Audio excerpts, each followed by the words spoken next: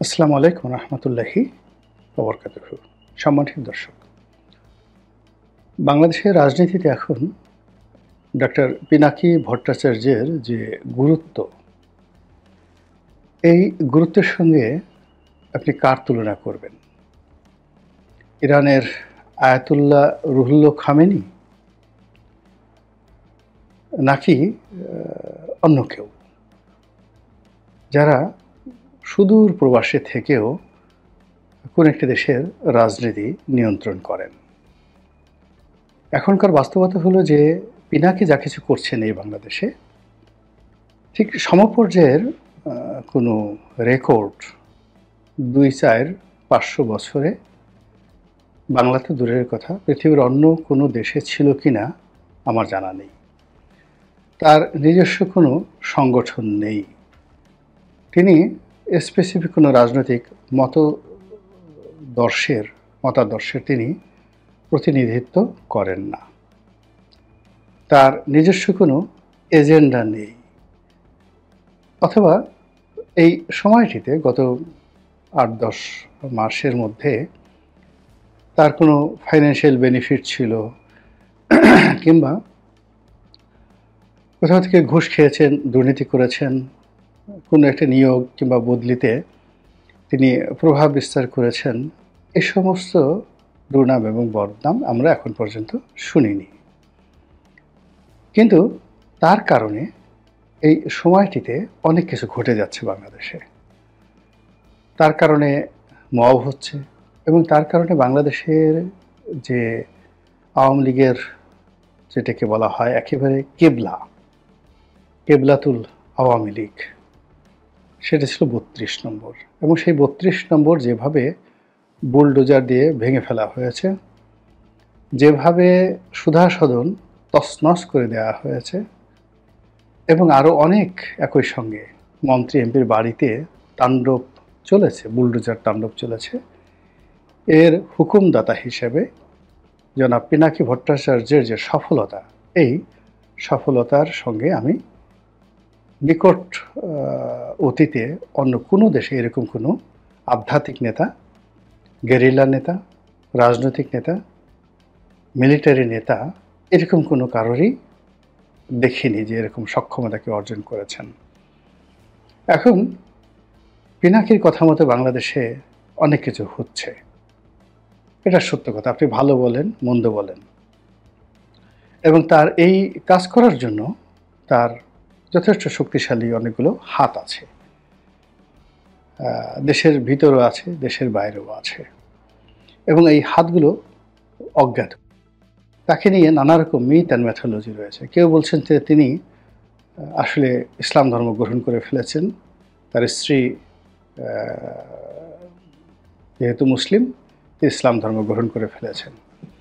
কেউ তাকে নিয়ে খুব কটাক্ষ করছেন, আমারই আপনজন অনেকেই তাকে নিয়ে খুব কটাক্ষ করছেন, তাকে পিঙ্কু বলে বকাঝকা করছেন। তারপর ৩ ইঞ্চি বলে তাকে খেপানোর চেষ্টা করছেন। ৩ ইঞ্চি বলতে আসলে কি বোঝাচ্ছেন, তার বুড়ো আঙ্গুল নাকি তার যে তর্জনী, তিনি তো কিছু হলেই এরকম আঙ্গুল দেখান। তো ৩ ইঞ্চি বলতে আসলে কি বোঝায় আমি সেটা বুঝতে পারিনি, কিন্তু এই জিনিসগুলো তাকে নিয়ে ট্রল হচ্ছে। আবার তাকে নিয়ে মানুষের যাকে বলা হয় রীতিমতো আতঙ্ক, ভয়, শ্রদ্ধা, প্রেম, ভালোবাসা সব মিলিয়ে একটা যাকে বলা হয় জগা খিচুড়ি হচ্ছে। তার বাড়ি বগুড়াতে, তার গ্রামের বাড়ি এখন অনেকের কাছে তীর্থ কেন্দ্রে পরিণত হয়েছে। তার মায়ের সালাম করার জন্য, তার মায়ের সঙ্গে দেখা করার জন্য সব দলের নেতারা নিয়মিত যায়, এবং আমাদের মিডিয়া জগৎ থেকে শুরু করে ব্যবসায়ী জগতের অনেকে কেবলমাত্র পিনাকিকে খুশি করার জন্য তার মায়ের কদমবুচি করে আসেন। এটাই বাস্তবতা। আমি একটি টেলিভিশন চ্যানেলের মালিককে জানি, যিনি শেখ হাসিনার দালাল রূপে বেশ কুখ্যাতি অর্জন করেছিলেন। তো সবাই ধারণা করেছিল যে তিনি গণপিটুনি খাবেন এবং তিনি বিতাড়িত হবেন, কিন্তু তিনি এখনও বহাল তবিয়তে আছেন।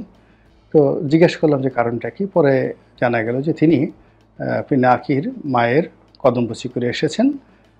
পিনাকির মাকে এনে তার চ্যানেলে মানে সংবর্ধনা দিয়েছেন, হয়তো বগুড়াতে গিয়েও দেখা সাক্ষাৎ করে এসেছেন। তো এই হলো পিনাকির গুরুত্ব। আমি এর আগেও পিনাকি নিয়ে আর একটা ভিডিও করেছি। আজকের যে ভিডিওটি সেটি হলো সিপিবি অফিস ভেঙে ফেলার জন্য পিনাকি কোনো চেষ্টা করছেন, নচেৎ সিপিবির অফিসের নিচতলাতে যে দোকানগুলো রয়েছে পিনাকি নির্দেশ দিয়েছেন সেই দোকানগুলো যে ভাড়া, সেই ভাড়া তারা যেন আর সিপিবির লোকজনদেরকে না দিয়ে জুলাই আগস্ট ফাউন্ডেশনের তহবিলে তারা সেটা দান করে। এটি জনাব পিনাকির একটা নির্দেশনা। এখন সেই নির্দেশনা তারা মানবেন কি মানবেন না, আগামীতে কি হবে কি হবে না, এটি নিয়ে সারা বাংলাদেশে পক্ষে বিপক্ষে আলোচনা হচ্ছে। পিনাকি বিরোধী যারা লোকজন রয়েছে তারা ট্রল করার চেষ্টা করছেন যে পিনাকির এই যে সিপিবি ভবন আক্রমণ এটি ফ্লপ করেছে। পিনাকি আবার এটা যাকে বলা হয় তার ইউটিউব চ্যানেলে তিনি লিখেছেন, স্ট্যাটাস দিয়ে লিখেছেন যে তার এই বক্তব্যের পর সেই সিপিবি অফিসের সামনে ব্যাপক পুলিশ প্রহরার ব্যবস্থা করা হয়েছে। জনগণ সাড়া দেবে সময় মতো, কিন্তু পুলিশ যে সবার আগে সাড়া দিয়েছে এটাতে তিনি সন্তুষ্টি প্রকাশ করেছেন। এখানে কেউ কেউ পিনাকিকে ভারতের দালাল বলার চেষ্টা করছেন এবং ভারতের এজেন্ডা বাস্তবায়ন করার চেষ্টা করছেন। কেউ কেউ তাকে আওয়ামী লীগের দালাল বলছেন। আবার আওয়ামী লীগের যারা লোকজন রয়েছেন তারা তো পিনাকিকে পারলে এখনই শুলে চড়িয়ে দেন। তো এই অবস্থাতে আসলে পিনাকি রাজনৈতিক ভবিষ্যৎ কি, অভিলাষ কি, তিনি বাংলাদেশে আসবেন কি আসবেন না, কিংবা ফ্রান্সে তার ভবিষ্যৎ কি, এই বিষয়গুলো সম্পর্কে আমি কিছুই জানি না। তবে এখানে সবার আগে বলে নেওয়া ভালো যে পিনাকিকে আমি পিনাকি কেন বলছি, এর কারণ হলো তিনি অত্যন্ত সম্মানিত ব্যক্তি। সবাই এখন তাকে পিনাকি দাদা বলেন।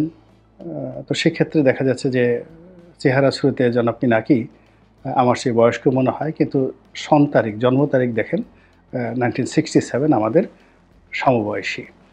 তো সেই কারণে আমি তাকে পিনাকি বলছি, জনাব পিনাকি বলছি। কিন্তু মানুষজন যে তাকে ভক্তি শ্রদ্ধা করে এটা আমি বেশ সচেতন, এবং একই সঙ্গে তাকে নিয়ে যারা ট্রল করে, গালাগালি করে, সেটাও সচেতন। তাকে যারা ভক্তি শ্রদ্ধা করে আমার আপনজনদের মধ্যে তারাও আছেন, আবার তাকে খুব গালাগালি করেন, ভীষণ রকম গালাগালি করেন। কেউ জোনাকি বলেন, কেউ পিঙ্কু বলেন। তো তাদের অনেকের সঙ্গে আমার ভালো সম্পর্ক। আবার পিনাকির সঙ্গে আমার কখনো কথা হয়নি, দেখা হয়নি।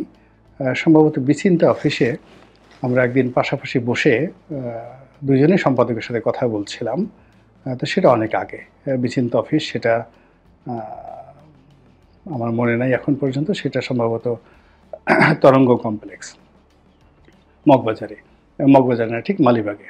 ব্যারিস্টার সৈয়দ ইশতিয়াকের অফিস ওখানে ছিল, মিনার মাহমুদ যখন এটার এডিটর ছিলেন। তো এনিওয়ে, এই দূর থেকে তাকে দেখেছি। শাহবাগ আন্দোলনের সময় তিনি খুব অ্যাক্টিভ ছিলেন, আমি তখন সংসদ সদস্য ছিলাম, কিন্তু আমাদের আসলে সামনাসামনি কখনো পরিচয় হওয়ার সুযোগ হয়নি। ইউটিউবের মাধ্যমেই তিনি হয়তো আমার ভিডিওগুলো দেখেন, আমিও তার ভিডিও দেখি, এই পর্যন্তই। এখন পিনাকি নিয়ে যে আলোচনা, সে আলোচনা হলো যে সিপিবিকে তিনি যে টার্গেট করেছেন এটা এখানে থামবে না, এটা থামবে না। এটা সিপিবি খুব ভালো করে জানে। এর কারণ হলো বাংলাদেশে সিপিবিকে সবসময় আওয়ামী লীগের বি টিম মনে করা হয়। তো যারা আওয়ামী বিরোধী শক্তি, তাদের দীর্ঘদিনই সিপিবির প্রতি একটা ক্রোধ রয়েছে। 2 নম্বর হলো যে সিপিবির যে ভবনটি, এই ভবনটি 2 ভাগে বিভক্ত, এবং এই ভবনটি রাজধানীর সবচেয়ে গুরুত্বপূর্ণ একটা জায়গাতে। এটির প্রতিও বহু মানুষের ক্রোধ রয়েছে, ক্ষোভ রয়েছে, এবং এই একটা ভবন 2 ভাগে বিভক্ত হয়েছে, এটাও অনেকে পছন্দ করছে না। কাজেই একসময় সিপিবি করতেন, তারাও হয়তো এই যে পিনাকির যে অ্যাকশন, সেই অ্যাকশনের সাথে যে সম্পৃক্ত নন, এটা কিন্তু এই মুহূর্তে বলা যাচ্ছে না। তো যেটা বলছিলাম যে পিনাকির এই যে সিপি বিরোধী যে আন্দোলন বা হুমকি, এটি মূলত একটা ভয়ঙ্কর মবের দিকে আগামীতে যাবে। এর কারণ হলো আওয়ামী বিরোধী যারা শক্তি, সেটা জামাত হোক, বিএনপি হোক, অন্য সবাই হোক, তারা কিন্তু সিপিবি ধ্বংসের এই কর্মকাণ্ডে পিনাকির যে হুমকি, এটাকে দূরে দাঁড়িয়ে দাঁড়িয়ে তারা কিন্তু তালি দিচ্ছে, তুলি বাজাচ্ছে যে ঘটুক, এরকম একটা জিনিস যদি ঘটে খারাপ হবে না। অন্যদিকে পিনাকি বা তার যারা লোকজন রয়েছেন তাদের একটা আত্মবিশ্বাস হলো যে আমরা সুধাসদন ভেঙে ফেলেছি, আমরা মাটির সঙ্গে গুঁড়িয়ে দিয়েছি আপনার ৩২ নম্বর, সেখানে পল্টনে যেখানে জামাতের অফিস একেবারে কাছাকাছি, জামাতের মহানগর অফিস আপনি তো জানেন যে পুরানা পল্টনের ভেতরে, তো সেখান থেকে হঠাৎ করে এসে এই অফিস আক্রমণ করা কোনো বিষয় নয়। আবার জামাত যদি এই কাজ না করে, তৌহিদি জনতা যদি এই কাজ করতে চায়, তাহলে যে কোনো শুক্রবার নামাজের পর, জুমার নামাজের পরে অলনে ছাড়েন, কোনো পূর্ব ঘোষণা ছাড়া যদি ওখানে একটা ঘটনা ঘটে, সেটা বুলডোজার হোক বা অন্য, মানে আপনি তো জানেন যে তৌহিদি জনতার হাত এবং হাতিয়ার খুবই শক্তিশালী। তারা যদি এক একজন এক একটা করে হাতিয়ার হাতে নেয়, তাহলে ওই ভবনের ইট ভাঙতে ২-৩ ঘন্টার বেশি সময় লাগবে না। আর এই সময়ের মধ্যে জল কামান আসতে আসতে কিন্তু অনেক কিছু হয়ে যেতে পারে। তো কাজেই সে যেহেতু এই ঘোষণাটা দিয়েছে, এটাকে থানা পুলিশ প্রশাসন যারা আছে তাদেরকে কগনিজেন্সে নিতে হবে। এর কারণ হলো এটা তার জন্য একটা জীবন মৃত্যুর বিষয়, জনাব পিনাকির জন্য। তিনি যদি এটাতে ব্যর্থ হন, একেবারে ব্যর্থ হন, আগামীতে এই ধরনের কোনো কর্মকাণ্ড তিনি আর করতে সাহস পাবেন না, আর কেউ তার কর্মে সাড়াও দেবে না।